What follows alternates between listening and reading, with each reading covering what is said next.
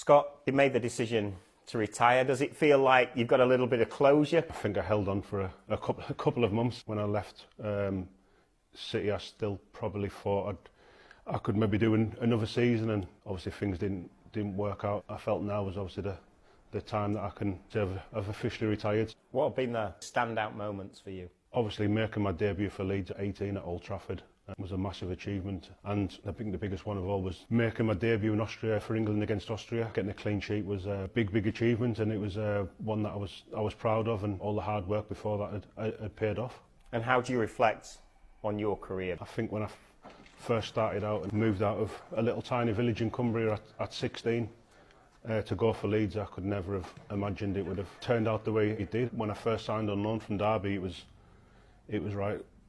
There's not too many options about, so let's have a look at it, see if I can learn, obviously off Pep, off the goalkeeping coach there, and see what happens. Then look next season and see if there's something else. And then it obviously just led from one year to the next, and just kept rolling for 6 years. So obviously I look back at it now, and you obviously see people taking the mick with the trophies and things like that. Obviously it wasn't me who won them trophies. I was fortunate enough to be there at a time when they've been really successful, so hopefully I helped her in one way or the other. You mentioned Pep.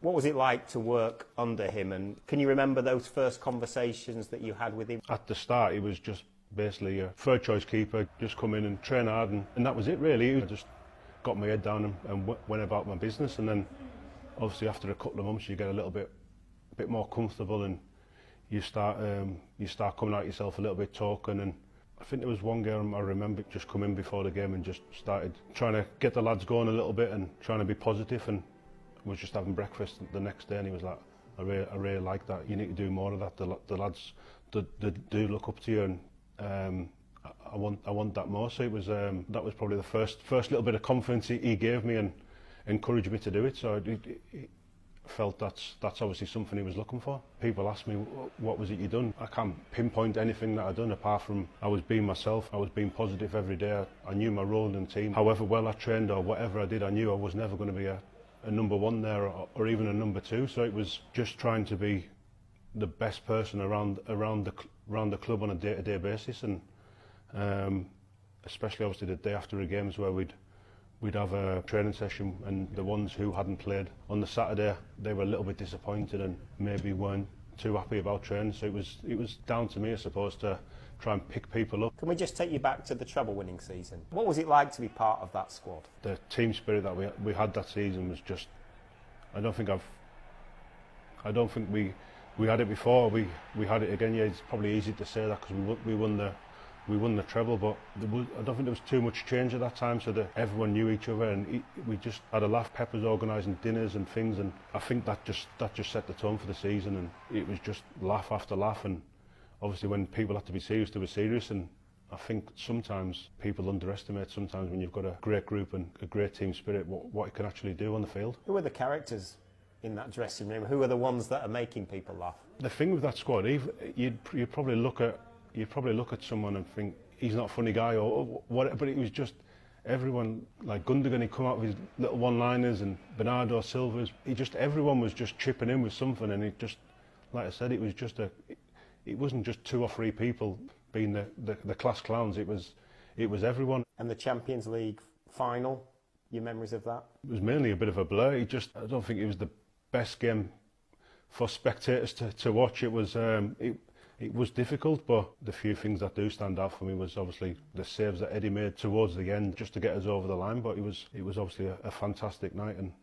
it was obviously something that the club and Pep was desperate to do and desperate to win for Man City. He's achieved so much success. Can you pinpoint why? Is there a particular reason, or is it a lot of details that he gets right? I think it's too hard to pinpoint anything, because obviously when he first came to England, it was all about playing out from the back and this sort of football, but over probably the 6 seasons I was there, even the little details were changing so much, and even himself, he was probably evolving season by season, because every other team in the Premier League was taking bits of what City were doing, and the standard of the Premier League was getting better and better each season, so he was always evolving his tactics. You mentioned there playing out from the back, so the role of the goalkeeper within that has also evolved. So From your perspective, how do you see that and the way that Pep has changed the goalkeeper's role? Yeah, I think he's obviously been one of the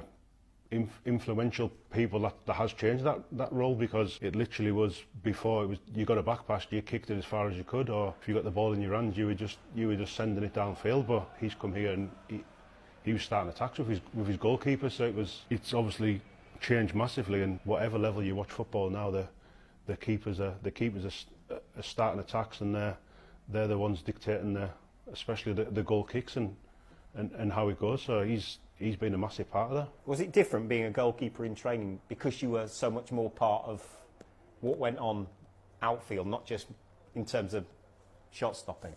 Yeah, it was, but obviously I wasn't the one getting ready to play on Saturday. So, but no, the training that he did, obviously the keepers were massively involved in that, and like I said, there was a lot of repetition of this is the way we're going to build up today, and he would do it. But obviously he's had fantastic keepers that can play out from the back, and he had probably the best that's ever been in Edison. So when you've got someone like that, it obviously made his job a little bit easier as well. You worked with Edison day in, day out. Just how good is he? He's definitely up there with the best I've seen, and he's definitely been one, if not the best keepers the Premier League's seen. And I think his all-round game was 9 out of 10, 10 out of 10 for everything. And how do you see the goalkeeping situation now? I don't think they're struggling for quality anyway. That's for one thing. So no, obviously you look at squads, and